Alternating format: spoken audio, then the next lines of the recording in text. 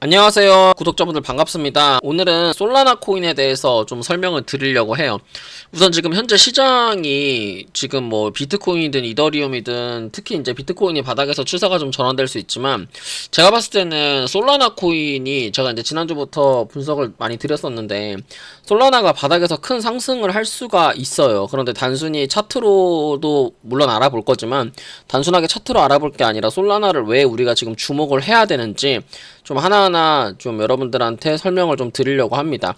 그래서 솔라나가 이전에는 이게 민코인이라고 하는 좀 수혜? 그런 게 좀 강했거든요. 그러니까 솔라나가 올라가면 민코인이 올라간다. 그래서 이제 솔라나장이 오면은 항상 이제 민코인만 투자를 많이 했었어요. 뭐 봉크라든지 뭐 퍼찌라든지 그런 민코인들만 많이 좀 투자를 했었는데 이제 점점 이 솔라나 코인이 이제 토크나 그러니까 RWA 거래량이 점점 늘어나고 있고 기관들이 RWA에 대한 그 솔라나를 이용해서 RW 테스트를 좀 많이 하고 있다. 그리고 증권거래 토크나 작업을 많이 하고 있다라는 지금 이런 뉴스들이 많이 나오고 있습니다. 그래서 이게 뭔지 좀 설명을 한번 드리면 우선은 이제 솔라나 같은 경우에 처음으로 민코인의 거래량을 이게 25일 뉴스거든요.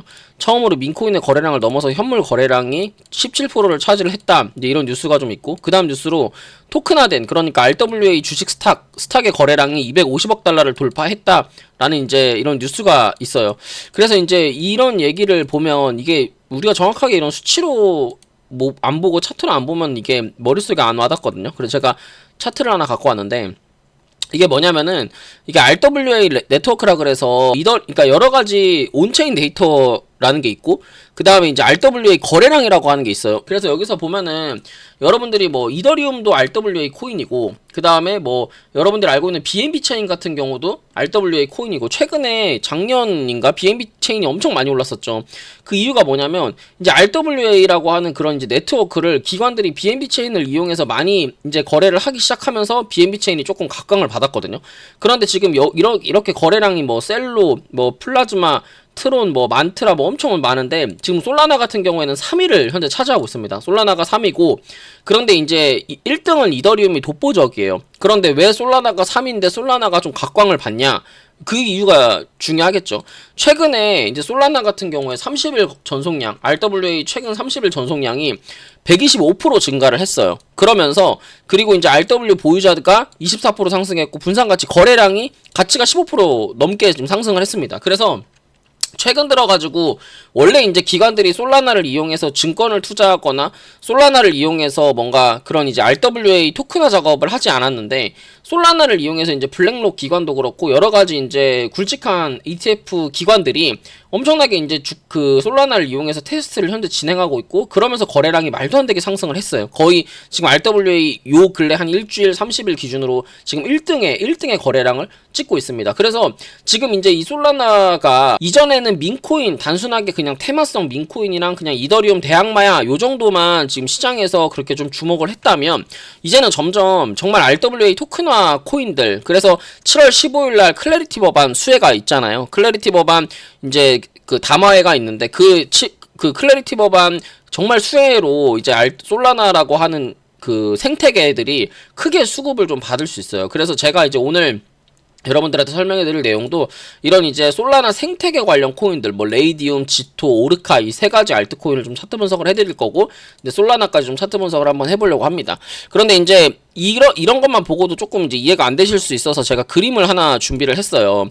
여기서 보시면 이게 솔라나 이게 아니고 그림을 제가 준비를 했는데 이게 솔라나 쉽게 이해하기라고 하는 이제 그림을 준비를 했는데 솔라나라고 하는 것 자체는 이 솔라나 그러니까 회사거든요. 솔라나라고 하는 건 요런 이제 도로 위에서 이 솔이라고 하는 SOL이라고 하는 토큰을 이용해 가지고 이 위에서 이제 작업을 하는 거예요. 그래서 예를 들어서 여러 가지 기관들이 있잖아요. 여러 가지 기관들이 뭐 주식도 하고 싶고 부동산도 하고 싶고 국채도 하고 싶고 뭐 예를 들어 토큰화를 만들고 싶으면 이런 이제 솔라나라고 하는 이 인프라 위에서 그 얘네들이 이제 이렇게 솔라나를 뭐 얘네들이 이제 이런 그 상품을 만들 때 수수료가 있잖아요. 예를 들어가지고 우리 이제 주식 같은 경우에 0.34%, 33%라고 하는 수수료가 있고 예를 들어 비트코인도 이제 수수료라는 게 있는데 그 거래 수수료 말고 이 토큰화 하는데 이제 거래하는데 필요한 그 거래소에 내는 수수료 말고 이 자체의 수수료가 그거는 이제 솔라나로 내거든요. 그런데 솔라나 같은 경우는 0.5%는 이제 소각 해버리는 거예요.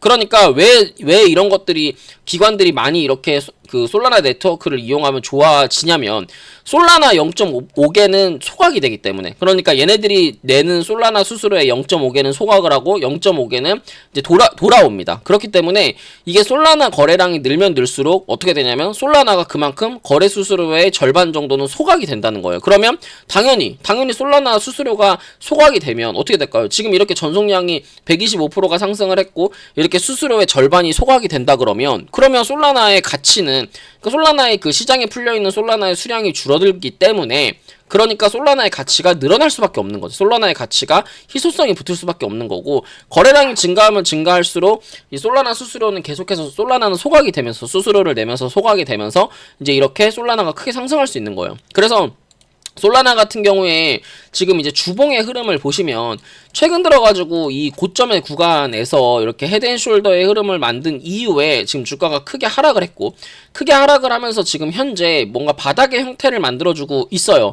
그리고 지금 보시면 얘가 지금 고점에서부터 시작해서 이렇게 쭉 하락을 하는데 사실 이 상단의 저항선을 넘지는 못했지만 이 상단의 저항선에서 지금 십자 도지의 형태로 지금 요 보시면은 2월 2일날 요 아랫꼬리를 지켜주면서 십자 도지의 형태를 만들어주는 모습을 보여주고 있어요. 지금 현재 비트코인 같은 경우에는 요 2월 2일날 자리에서 얘가 지금 그 고점과 저점이 계속해서 하락을 하는 하락의 추세, 이 추세를 돌파하지 못하는 형태를 보여주고 있는데 지금 보시면 여기 요 고점에서부터 쭉 이어온 추세선을 하나 보시면 얘 같은 경우는 여전히 하락 추세를 좀 내려가고 있는 상태인데 솔라나 같은 경우는 이 상단 저항선을 돌파하기 위해서 준비를 하고 있는 상태다. 이렇게 좀 주봉이 해석이 됩니다. 그래서 솔라나가 지금 비트코인보다 흐름이 월등하게 높아요. 그래서 지금 현재 솔라나는 102,000원짜리만 이탈하지 않는다면 계속해서 사 모아야 가야 되는 구간이고 지금 자리에서 슈팅 나와서 올라간다고 하면 뭐 중장기적인 관점에서는 20만원까지도 충분히 상승할 수 있는 그런 코인이다